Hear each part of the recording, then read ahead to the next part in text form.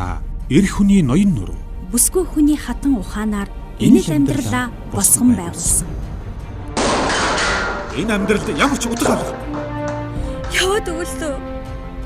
Би ийм амьдралыг хүсэхгүй байна. Гэвч санаанд тань нийцгүй зүйлс орширч амьдрал танаас илүү ихийг шаардаж байна уу? Та ухарч няцахаар шийдсэн гэж юу? Хэнд ч хэлж чадахгүй амьдралын бэрхшээл зовлон байна уу? Тэгвэл зөвлөгч танд зөвлөж байна. Та асуудлаа л өг. Харин бид танд зөв шийдлийг олоход тань туслая.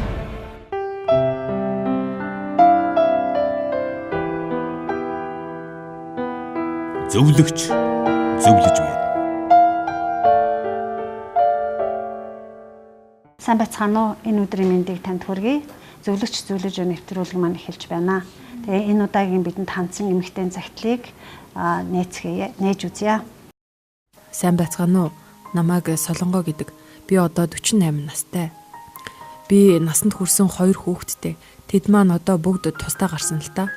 Нөхөр маань залуугаараа энэ хорвоог орхиж би гэдэг хүн өнчиг хүүхдүүдтэйгээ үлдсэндээ. Хүүхдүүдээ өсгөж амьдралаа авч явах гээд маш олон асуудал зовлон бэрхшээлтэй он жилүүдийг ардаа орхисон. Би одоогоос 3 жилийн өмнө нэг хүнтэй танилцсан юм. Бид нэг их найр наадан бололгүйгээр хідэн дотн ахан дүүсээ цуглуулад албан ёсоор гэрэлсэн юм. Манай хүн урд нь гэр бүлтэй байсан бөгөөд 2 тишээ болоод олон жил болсон. Хүүхдүүд нь том болоод бие даагаад амьдарцгаадаг юм. Ихэн үедээ ч сайхан байсан. Хамтарч хувийн аж ахуй эрхлэх гэж үзлээ. Санснаар болсонгүй тэгсгээд л дампуурсан. Нөхөр маань арх уучдаг.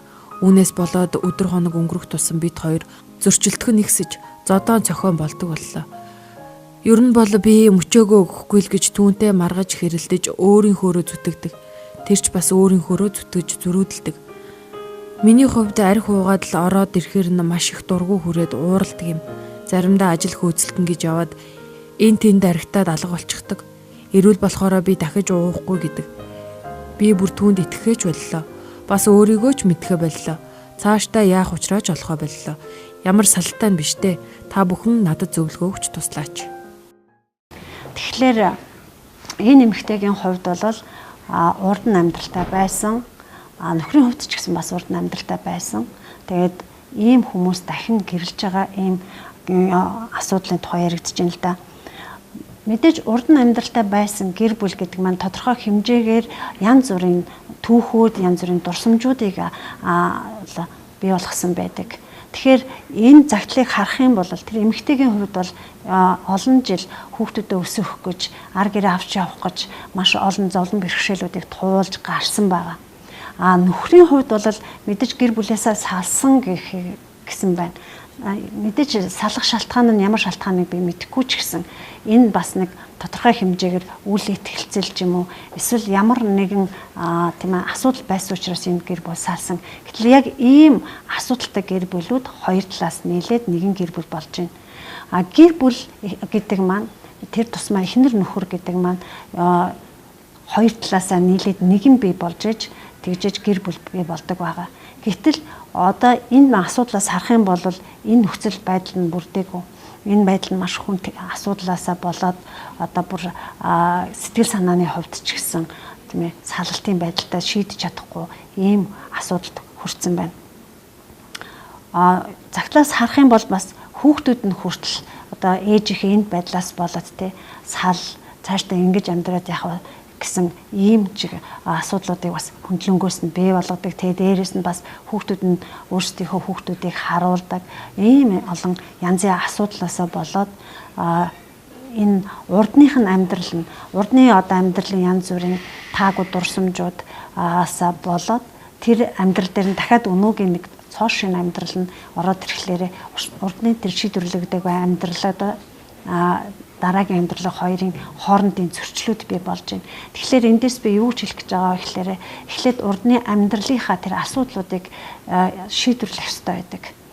магадгүй энэ тэр нөхрийн хувьд бол эхнэр нь ямар нэгэн хэмжээгээр итгэлийг алдсан ч юм уу, эсвэл тэр нөхөр бага наснда гэр бүлээсээ хүчирхийлэл өртөжсэн, эсвэл ямар нэгэн дарамтанд байхдаа тэр сэтгэл санаанда ямар нэгэн ганцаардал ч юм уу, гуниг, эсвэл одоо тийм дарамттай байж хаа үүднээс энэ архитах энэ асуудал руу орсон байж болцсошгүй гэж үзэж байна л да. Тэгэхээр би эндээс юу ч хэлэх гээд байгаа вэ гэхээр эхний ээлж нь энэ нөхөр эхнэр хоёр бол хоорондоо ярилцах хэрэгтэй байгаа. Урдны амьдрал дээр туулж өнгөрсөн энэ амьдралын тэр таагүй дурсамжуудаа аль болохоор орхих хэрэгтэй. Тэгэхээр цоо шинээр гэр бүлийг болгоно гэсэн үг. Цоо шинэ гэр бүл болгоно. Тэгэхээр өөрсдийнхөө юу хүсэж байгаа, энэ амьдрал дээр яаж энэ амьдралыг бий болгох гэж байгаа тэр зүйлээ хоорондоо ойлголцож хоорондоо ярилцах нь аягүй чухал. Тэгэхээр энд бас янз бүрийн зөрчлүүд гардаг л да. Эрэгтэй хүн альва асуудлыг шийдэхдээ тунгаан бодж ээж шийддэг байдаг. Эмэгтэй хүн бол нэг нэгэндээ ярьж агаад яриан дундаа өөрийнхөө асуудлуудыг олж авах ийм тийм ялгаатай талууд байдаг.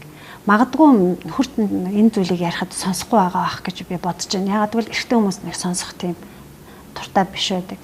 Тийм учраас би бас тэр нөхрийгөө тэг өөртөө сонсгох тал дээр тийм ээ тэр зүйл дээр бас нөхөртөө бас хандаасай гэж би бас тэр зүйлийг өөрийгөө илэрхийлж ярих тэр харилцааны тал дээр өөрийгөө бас зөвөр илэрхийлж ярих сураасай гэж сурах хэрэгтэй байна. Тэгэхээр эмэгтэй хүний ааш зан нь уян зөөлөн байдаг. Эрэгтэй хүн болох төр хин нэгнтэйгээ харьцахтаа бол захирангуй, тушаангуйгаар харьцдаг. Магадгүй энэ харилцаан ч гэсэн бие биендээ тийм сөргөөр нөлөөлөх энэ ялгаатай талуудаа ч гэсэн бас олж харах хэрэгтэй байдаг. Хүн өөрийгөө олж хараагүй, таниагүй үедээ яадгүй гэхээр бусдыг ч гэсэн олж харж таньж чаддаггүй байгаа. Тэгэхээр эхний ээлжинд энэ эмэгтэйгийн хувьд бол өөрийгөө таних хэрэгтэй. Би урд нь ямар амьдрал туулсан, миний амьдралд туулж гарсан энэ асуудлаасаа болоод би нөхөртөө яаж хандаад байгаа юм бэ гэдгээ эхлээд харах хэрэгтэй байна. Тэгээд олон жил ганцаараа амьдралаа аваад явчихсан эмэгтэй хүний хувьд бүхэл шийдвэрийг өөрөө бие дааж гаргасан байдаг. Тэгэхээр наад зах нь энэ асуудлаа магадгүй нөхрийнхөө өмнөр ороод ямарваа нэгэн асуудлыг шийдэхдээ өөрөө шийддэг байж болзошгүй.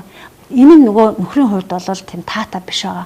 Яагаад гэвэл нөхөр бол өрхийн тэргуун бөгөөд нөхрийн байр суурь энэ гэр бүлийг авч явах, энэ гэр бүлийн бүхэл хариуцлага нөхөр хүн дээр байх байдаг. Тэр үүднээсээ тэр нөхөр энэ шийдвэр гаргахад маш чухал нөлөө үзүүлдэг. Гэтэл эхнэр хүн тэр шийдвэрийг өөрөө гаргаад байдаг.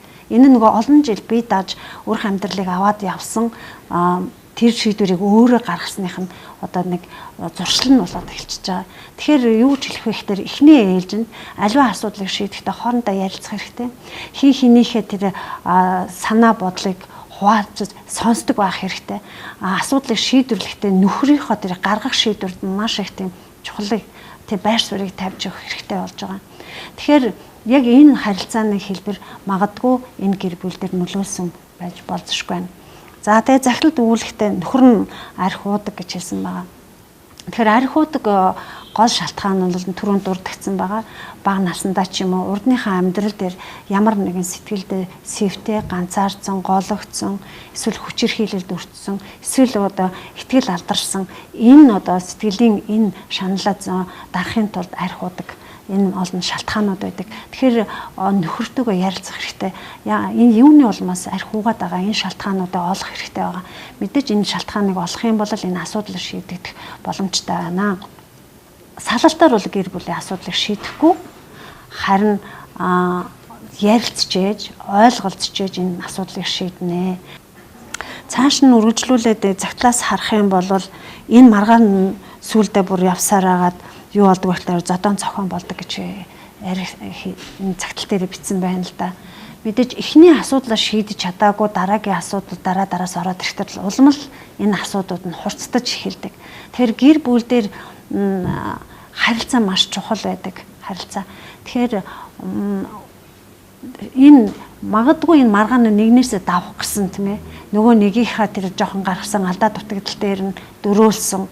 Тэгээд мэдээж урдны амьдралын янз бүрийн тэр буруу алдсан тэр алдааны тэр амьдралын тэр зүйлсүүд яригадаад эхлэх юм бол энэ гэр бүл улам л зөрчил, маргаан улам л ихсэх болно. Тийм учраас энэ асуудлуудыг одоо бүр мөсөн орхих хэрэгтэй болж байгаа. Өнгөрсөн амьдралын альва асуудалд давтагдчихсэн тэр буруу зуршлууд энэ бүх зүйлүүдээ одоо орхих болно гэсэн үг. Орхих хэрэгтэй.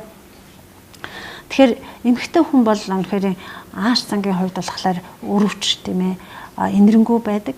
Тэгээд яг гэхээр нөхөр нь ингээл багаар мэдээж ууж орох хэрэгтэй эхний нэг удаа за яах вэ гэж өнгөрөөдөг. Хоёр дахь удаа уугаад ирэхдээ за бас яах вэ гэж ингээ өнгөрөөдөг. Гэтэл энэ нь цаашаа нэг өнгөрөөгд байгаа мэт боловч цаанаа дахиад энэ зүйлээсээ бодоод сэтгэлдээ тий ямар нэгэн өөртөө ч юм уу эсвэл нөхөртөө ямар нэгэн буруутгал, ямар нэгэн тийм асуудлуудыг тээж яваад эхэлдэг. Тэгэд энэ нь цаашдаа одоо үл итгэх итгэлцлийг бий болгодог байна. Ийм учраас яах ёстой вэ гэхээр эхний л удаа гаргаж байгаа тэр асуудал нэг бүр дээрээ л ярилцах хэрэгтэй. Тэгээ энэ асуудлаа шийдчихэж дараагийн асуудлаар орох ёстой байдаг. Гэтэл эхнийхээ асуудлуудыг шийдээгүй байж дараагийнх нь асуудлууд нь ороод дараагийн асуудал нь гарч ирээд тэгээд энэ асуудлаадаа бүр хүндрээд хурцтаад тэгээд яадгүй гэхээр өөрөөсөө давж чадахгүй юм байна, шийдэж чадахгүй юм байна. Болиё гэсэн ийм бодол санаа, ийм л асуудлыг шийдвэрлэх ийм л зүйл рүү орж эхэлж байна. Тэгэхээр одоо би эхний ээлжинд үүж хэлэх хэрэгтэй байх тэр энэ эмэгтэй одоо нөхрийнхөө тийм ээ энэ асуудал дээр нь сайн ярилцах хэрэгтэй байна гэд ярилцах хэрэгтэй. Нөхрийн хувьд болохоор урд өмнө туулж одоо туулсан тэр амьдралын тэр таагүй дурсамж энэ бүх зүйлүүдэд бас орхих хэрэгтэй. Энэ амьдрал бол одоогийн шинэ амьдралд маш том сөрөг нөлөөг одоо бий болгож байна. За тэгээ цааш нь үргэлжлүүлээд харах юм бол маш их зөрүүдэлдэг гэж байгаа. Мэдээж асуудлаа хүмүүс яадгүй гэхээр өөрийнхөө зүйл гэж хүн болгон нөхрийн хувьд ч гэсэн өөрийнхөө зөв болгож харж байгаа, эхнэрийн хувьд ч гэсэн өөрийнхөө зөв болгож харж байгаа. Тэгэхээр асуудлыг ямарваа нэгэн харилцааг өөрийнхөө зөв болгож харах юм бол хизээч энэ тийм ээ тэр зөв сайн шийдэлд хүрдэггүй. Зөв гэж харахаасаа илүү энэ асуудлын тийм ээ яаж шийдвэрлэх вэ гэдгийг өнцгөөсөө харах нь асуудлыг шийдвэрлэхэд маш чухал төхөн болно. Тэгэхээр зөрүүдлэнэ гэдэг нь мэдээж улам асуудлыг хурцтгаж байгаа учраас энэ зөрүү зангаараа биш харин асуудалтай нөхөртөөгөө энэ асуудлыг өмнө ерөөсөө бууж өгөх хэрэгтэй. Буулт гэх юм гэсэн. Тэгэхээр бууж өгснөөрөө та тийм ээ зүвтгэгдэж байгаа зүйл биш. Бууж өгснөөрөө та тийм ээ ялагдж байгаа зүйл биш. Харин та ялж байгаа. Тэгэхээр асуудлыг ялна гэдэг бол өөрийнхөө зөв гэж бүр зүтгэж тийм ээ зөрүүдэлж байгаагаар асуудлыг шийдвэрлэх биш. Харин энэ асуудлыг гарч нь ерөөсөө бие биендээ бууж өгөх. Хүүхдүүдийн хувьд хэлэх юм бол мэдээж та хоёрын энэ асуудлаасаа болгосон янз бүрийн сөрөг үйлдэл, хэрүүл маргаан энэ зохионоос болоод хүүхдүүдэд маш их бас сэтгэлийн тийм сөрөг хандлагууд бий болцсон байгаа. Тэгэхээр хүүхдүүдтэй энэ тал дээр ч гэсэн бас ярилцах хэрэгтэй. Цаашдаа энэ асуудлыг гарах гарцуудыг хамтдаа хайх хэрэгтэй. Эхнэр нөхрийн хувьд ч гэсэн тэр хүүхдүүдийн хувьд ч гэсэн тэр энэ зүйл дээр нээжигээ тэр ээжтэйгээ суусан тэр хүний ч гэсэн тийм ээ ямар байдлаас ийм байдалд ороод байгаа гэдгийг ойлгох хэрэгтэй. Харин энэ зүйлээс нь гарахт нь аав ээж одоо энэ хүмүүстэй туслах тийм болох ийм зөв санаа зөв тэр үйлдэлүүдийг хийвэл зүгээр байна. Үргэлжлүүлэн та цаашаа зөвлөгөө авахыг хүсэж байгаа бол нэвтрүүлгийн доор байгаа утас болоод Facebook хаягаар бидэнд хандаж зөвлөгөө аваарай. Утасны дугаар 75 75 95 тэгтэг 75 85 95 тэгтэг